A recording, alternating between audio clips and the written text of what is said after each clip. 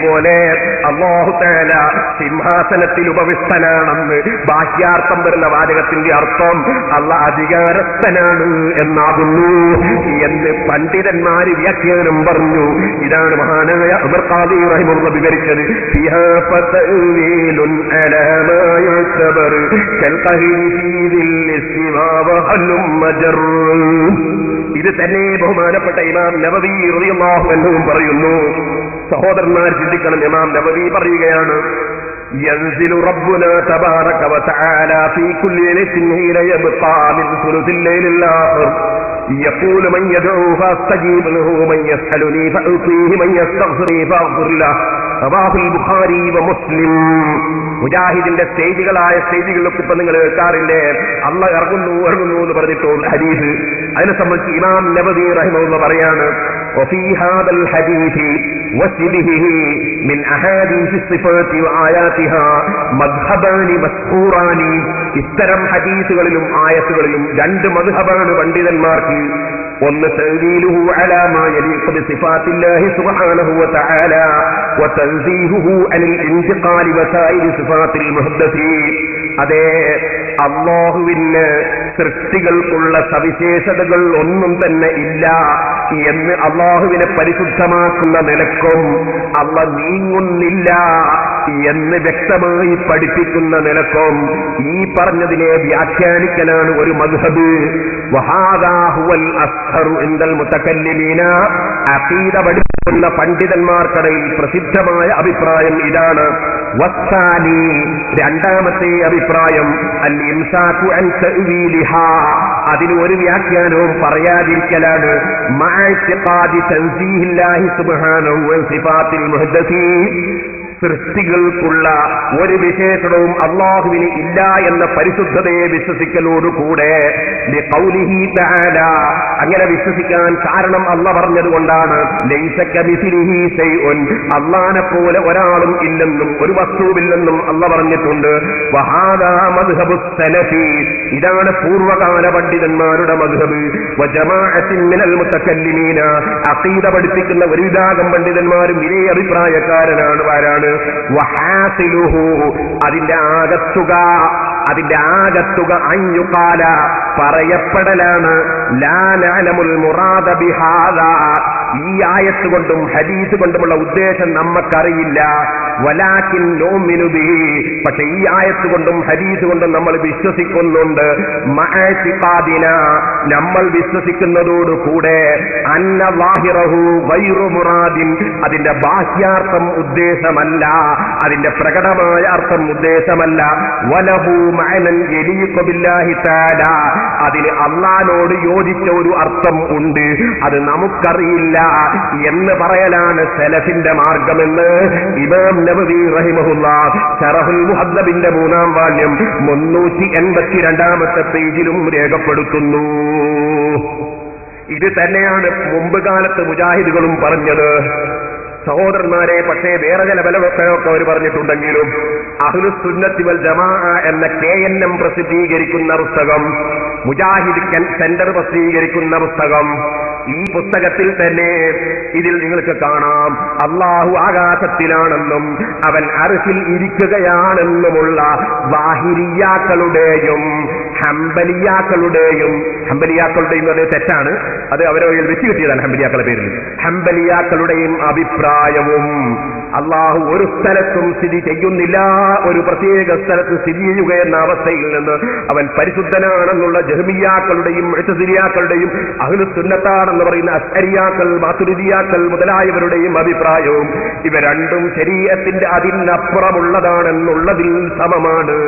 അല്ലാഹുവിന് ശരീരമുണ്ട്, കൈയുണ്ട്, കാലുണ്ട്, മുഖമുണ്ട് എന്നുള്ള മുജസ്മിയാക്കളുടെ അഭിപ്രായവും അവൻ ശരീരമുള്ളവനല്ല, ജൗഹറല്ല, അറവല്ല, ആകൃതിയുള്ളവനല്ല, രൂപമുള്ളവനല്ല എന്നുള്ള മുഅ്തസിലിയാക്കളുടെയും അശ്അരിയാക്കളുടെയും മാതുരിദിയാക്കളുടെയും അഭിപ്രായവും കിതാബിലും സുന്നത്തിലും വ്യക്തമായ തെളിവില്ലാത്തതാകുന്നു. നമ്മളെയും അവർ തള്ളിയിട്ടുണ്ടെങ്കിലും അവർ അള്ളാഹ് കൈയുണ്ടെന്ന വാദം ഖുർആനിലും സുന്നത്തിലും ഇല്ലാത്തതാണ്. മുഖമുണ്ടെന്ന വാദം ഖുർആനിലും സുന്നത്തിലും ഇല്ലാത്തതാണ്. കാലുണ്ടെന്ന വാദം, ശരീരമുണ്ടെന്ന വാദം ഖുർആനിലും സുന്നത്തിലും ഇല്ലാത്തതാണ്. അള്ളാഹ് അർശിന്റെ മുകളിലാണെന്ന് പറയുന്നത് ഇസ്ലാം പഠിപ്പിച്ചതിനെതിരാണ് എന്ന് KNM പ്രസിദ്ധീകരിച്ച പുസ്തകത്തിൽ അവർ തന്നെ എഴുതിയിട്ടുണ്ട്. ഇപ്പോഴത് പൊളിച്ചെഴുതിയിരിക്കുകയാണ്. നിങ്ങൾ ഓർക്കണം, 1990 ജനുവരിയിൽ പുറത്തിറക്കിയ പുസ്തകത്തിൽ അവർ പഠിപ്പിക്കുന്ന ആ ആശയം 2004 ആകുമ്പോഴേക്ക് അള്ളാഹുവിനെ കുറിച്ചുള്ള വിശ്വാസം പൊളിച്ചെഴുതിയിരിക്കുകയാണ്. ഇപ്പോൾ അള്ളാഹ് ഒരു സ്ഥലത്ത് പ്രത്യേകം ഇരിക്കുകയാണ്, പാതിരക്ക് ഇറങ്ങി വരികയാണ്, പോവുകയാണ്, വരികയാണ്. ഇതാണ് പൊളിച്ചെഴുത്ത്. നിങ്ങൾക്ക് മനസ്സിലായില്ലേ? പൗരോഹിത്യം പൊളിച്ചെഴുതുന്നു എന്ന് പറഞ്ഞില്ലേ? ഇതാണ് ഈ പൊളിച്ചെഴുതിയത്. അവരുടെ മുൻഗാമികളായ മൗലവിമാർ എഴുതി വെച്ചത് പൊളിച്ചെഴുതുകയാണ്. എന്നാൽ നിങ്ങൾ മനസ്സിലാക്കണം, അല്ലാഹു തആലാക്ക് അവയവങ്ങളുണ്ട്, ശരീരമുണ്ട്, കയറുന്നുണ്ട്, ഇറങ്ങുന്നുണ്ട്, ഇരിക്കുന്നുണ്ട്, സ്ഥലമുണ്ടെന്നൊക്കെ വിശ്വസിക്കുന്നവരെ പറ്റി ഇമാം ഗസ്സാലി റളിയല്ലാഹു അൻഹു അവരെ പറ്റി പറയുന്ന വാചകം കണ്ടോ?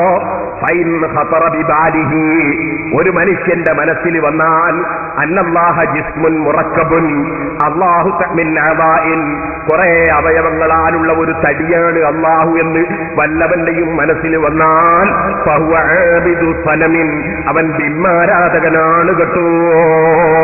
ഫഇന്ന കുല്ല ജിസ്മിൻ ഫഹുവ മഖ്ലൂഖുൻ, എന്തുകൊണ്ട് ഏത് ശരീരവും സൃഷ്ടിയാണ്.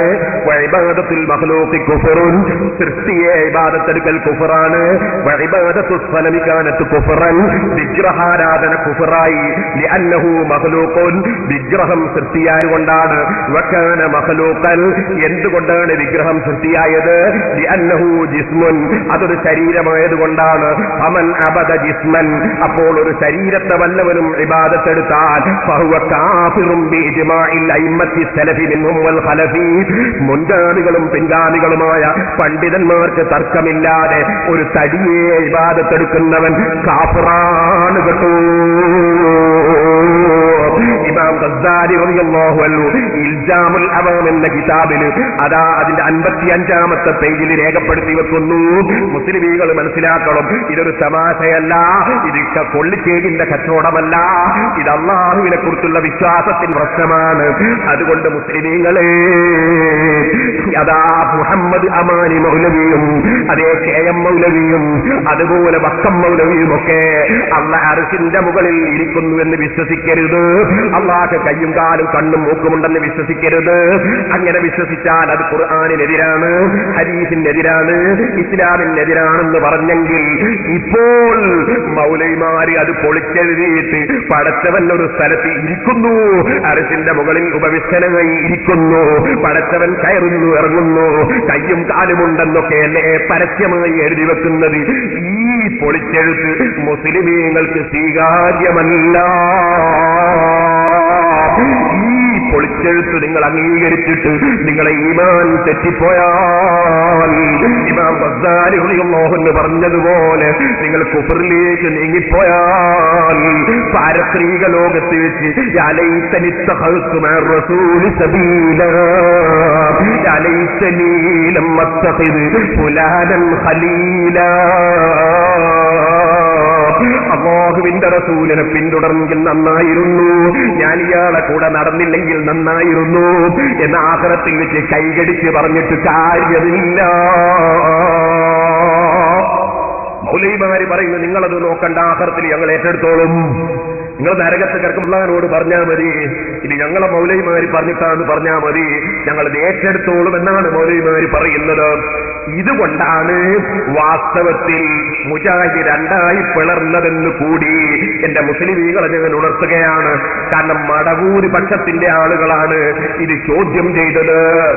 അപ്പൊ മടവൂര് പക്ഷത്തിന്റെ ആളുകൾ ചോദ്യം ചെയ്തപ്പോ മൗലവിമാര് പറഞ്ഞതാണ്, നമ്മൾ എടുക്കുന്ന തീരുമാനമെന്ന് വിശ്വസിച്ചാൽ മതി. അതെന്തേ കാരണം എന്നറിയോ ഈ തർക്കം വരാൻ? ഈ പാവപ്പെട്ട ഞാൻ വാഴക്കാട് വെച്ച് 8 ഖണ്ഡന പ്രസംഗങ്ങൾ, 8ഓ 9ഓ എനിക്കിപ്പോ കൃത്യമായി ഓർമ്മയില്ല, 9ഓ ഖണ്ഡന പ്രസംഗം ഈ വിഷയത്തിൽ നടത്തി. മലപ്പുറം ജില്ലയിലെ ലക്ഷങ്ങൾ വന്നത് പ്രസംഗം കേട്ടു. അവിടെ ഞാൻ ഇതിന്റെ തെളിവുകളൊക്കെ വ്യക്തമായി എന്ന് പറഞ്ഞു. അപ്പോ അബ്ദുറഹ്മാൻ സലഫി എന്ന സെക്രട്ടറി മൗലവി, മുജാഹിദിന്റെ മൗലവി പറഞ്ഞു, മൗലവി മുസ്ലിയാരെ, നിങ്ങൾ റാസി ഇമാമിന്റെ കിതാബാണ് ഉദ്ധരിക്കുന്നത്, ഗസ്സാലി ഇമാമിനെയാണ് ഉദ്ധരിക്കുന്നത്. ഇമാം റാസിയും ഗസ്സാലിയും ഒക്കെ ആദ്യം അങ്ങനെ പറഞ്ഞെങ്കിലും അവസാനം മുജാഹിദായിട്ടാണ് മരിച്ചത്. അപ്പൊ ഞാൻ ചോദിച്ചു, എന്താണ് ഒരു തെളിവ്? അപ്പൊ പറഞ്ഞു, ഇമാം റാസിക്ക് അഖ്സാമുൽ ലദ്ദാത്ത് എന്നൊരു കിതാബുണ്ട്. ആ കിതാബിൽ ഇമാം റാസി പറയുന്നുണ്ട്, എന്റെ തഫ്സീറിൽ എഴുതിയതൊക്കെ അബദ്ധമാണ് എന്ന് പറയുന്നുണ്ട്. അപ്പൊ ഞാൻ ചോദിച്ചു, അഖ്സാമുൽ ലദ്ദാത്ത് ഒന്ന് കാണിച്ചു തരുമോ? അപ്പോഴാണ് മൗലവി കാണിച്ചു തരുന്നില്ല. വാഴക്കാട് നിങ്ങൾ അന്വേഷിച്ചോ, ബഷീർ മാഷ പോലെയുള്ള അവിടെയുള്ള പ്രവർത്തകരോട് ചോദിച്ചോ. ബഷീർ മാഷടക്കമുള്ളവർ മൗലവിയുടെ വീട്ടിലേക്ക് പോയി. അദ്ദേഹം അതിന്റെ അടുത്ത് അരീക്കോട് ഭാഗത്താണ്. മൗലവിയോട് പറഞ്ഞു, അഖ്സാമുൽ ലദ്ദാത്ത് ഒന്ന് കാണണം. അപ്പൊ മൗലവി പറഞ്ഞു, ഞാനത് കണ്ടിട്ടില്ല. അപ്പോൾ പിന്നെ മൗലവിയോട് കുട്ടികൾ വെച്ച്, പിന്നെന്തേ നിങ്ങൾ സ്റ്റേജുമെന്ന് പറഞ്ഞത്? അപ്പൊ അയാൾ പറഞ്ഞു, ഞാനത് ബയാനു തൻബീസിൽ ജഹമിയ എന്ന ഇബ്നു തൈമിയ്യന്റെ കിതാബിലാണുള്ളത്.